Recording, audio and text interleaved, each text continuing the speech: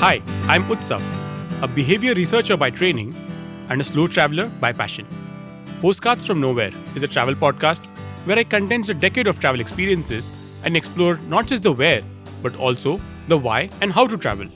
My stories emerge from slow traveling the less explored parts of the world: Bosnia and Herzegovina, Armenia, Uzbekistan, and even China. At the end of each story, I give practical tips and new ideas about how to travel better. This week, we travel to north and eastern Sri Lanka and discover how the 25-year-old civil war influenced the cuisines of the Jaffna Tamils. 1st June 1981. At around midnight, in the northern town of Jaffna in Sri Lanka, a mob of police and government-sponsored paramilitaries set fire to the Jaffna Public Library and annihilated it.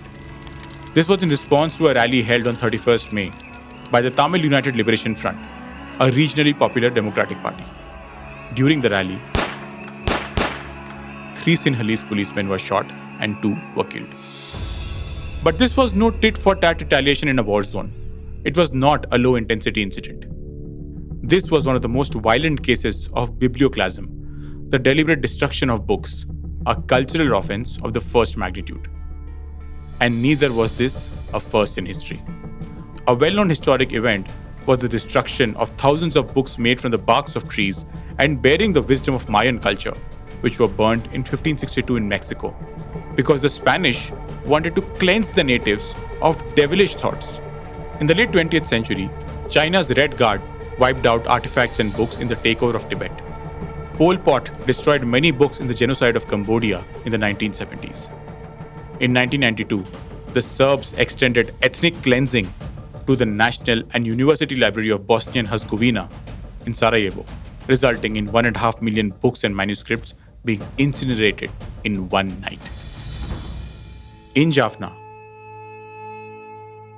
over 100,000 unique and irreplaceable Tamil palm leaves, manuscripts, parchments, books, magazines, and newspapers, housed within an impressive building inspired by ancient Dravidian architecture, were destroyed during the burning. The library housed documents of invaluable worth, such as the only existing copy of the Yalpana Vaipava Malai, a history of Jaffna written by the Tamil poet Mayil Vagna Pulavar in 1736. The library held miniature editions of the Hindu Ramayana epic, yellowing collections of extinct Tamil newspapers, microfilms of important documents, and records of the Morning Star, a journal published by Christian missionaries during the colonial rule of the island. Moreover, it housed close to 100,000 Tamil books and rare old manuscripts and documents. Some of the precious documents were written on dried palm leaves and stored in fragrant sandalwood boxes.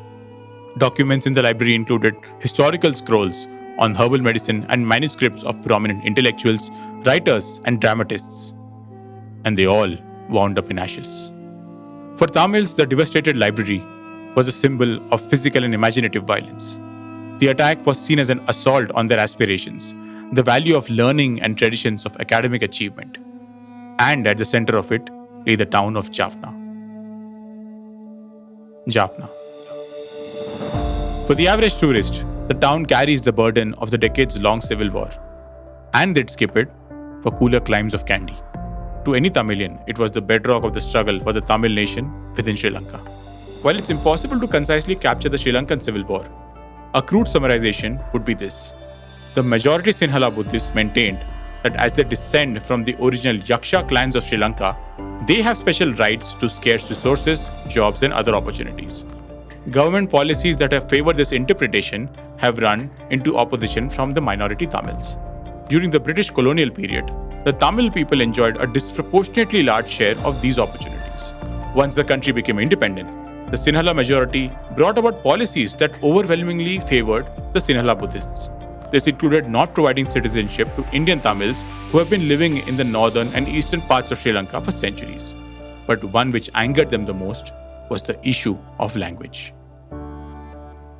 I've been fortunate to have spent a year of my life in Tamil Nadu. The people are justifiably proud of their culture, but what they care about the most is the Tamil language. With a written history stretching 2,500 years, Tamil is one of the planet's longest surviving languages. Almost nowhere else has a more classical form of it been preserved than on the peninsula. In my time in Chennai, my attempts at conversing in broken Tamil which was usually nothing more than an unintelligible stream of gibberish, gave me as much acceptance as a North Indian could have. The Sinhala Only Act of 1956 made Sinhala the only official language of Sri Lanka, squarely ignoring Tamil. A complex set of such factors gave rise to the civil war, which lasted 25 years. But one of the lesser seen aspects of the war has been its influence on the cuisine of the Jaffna Tamils. The local cuisine has been uniquely shaped by geography and circumstance. It celebrates the abundance of seafood from the waters of the surrounding Bay of Bengal and compensates for the arid climate by making the most of locally grown produce such as pamaira, a tropical palm that has many versatile uses, green gram, moringa or drumstick, and coconut. Years of war-led shortages have influenced the local food customs, as has the cultural proximity that the predominantly Hindu region shares with South India. But war-led shortages, compounded by lack of money, brought about changes. Unusual ingredients became more prominent, such as the bitter leaves and blossoms of the vapum or margosa tree. Simple foods came to be associated with trauma. The war created a large population of IDPs, or internally displaced persons, Tamilians who fled their homes and lived in refugee camps. This meant that food became a source of income for them, since many had left traditional occupations back home.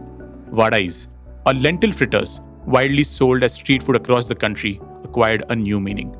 Malati, a mother of 4, who sold them on the street to feed her family during the war, said, the spinach vadais went from being a snack to a means of survival.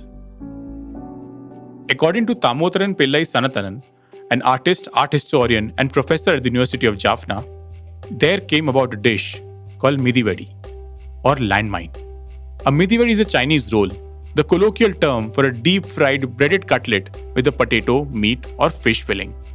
But why did this dish, named after a landmine, become popular? It is a reimagination of the classic Sri Lankan Chinese rolls, but bigger and fierier. This is a reminder of over 20,000 people who have been killed or injured by landmines and other explosives. Yet another dish which became synonymous with displaced Tamils was malu buns, a soft, fluffy bun filled with spicy potato and mackerel filling. Those who have eaten it describe it as spicy and utterly delicious, sour and fragrant with lots of curry leaves. They were once considered great snacks for long train journeys, for they could last for days and even months. For the displaced Tamils, it also became the food which could help them survive in the forest. It became the food of those fleeing the war on foot. Another Tamil favorite, which in India comes from the Tirunelveli district, is a Sodhi Kudamba. It's a coconut milk-based curry made from moong dal and vegetables. Sodhi Kudamba is served especially during the Maruvidu function, which takes place a day after the marriage. That's when, for the first time, the son-in-law visits the bride's house, so the bride's family gives him a feast. But the lack of money and fresh vegetables in Jaffna meant that this creamy dish lacked both moong dal and vegetables. These mild gravies typically act as soothing antidotes to the fiery, scorching cuisine of Jaffna Tamils. But for many, it did not soothe the loss of people, language, culture, and heritage. The 25-year-long civil war ended in 2009. As we travel to places which have been ravaged by war, it's important to remember that while the war may have ended, the trauma continues to live on. If you like this podcast, don't forget to check out other interesting podcasts on the IVM network. You can listen to us on the IVM Podcast app or ivmpodcast.com. You can also follow us on our social media. We are at IVM Podcasts on Twitter and Instagram. If you want to reach out to me, I am Utsav Memory on Twitter and YVTravel42 on Instagram.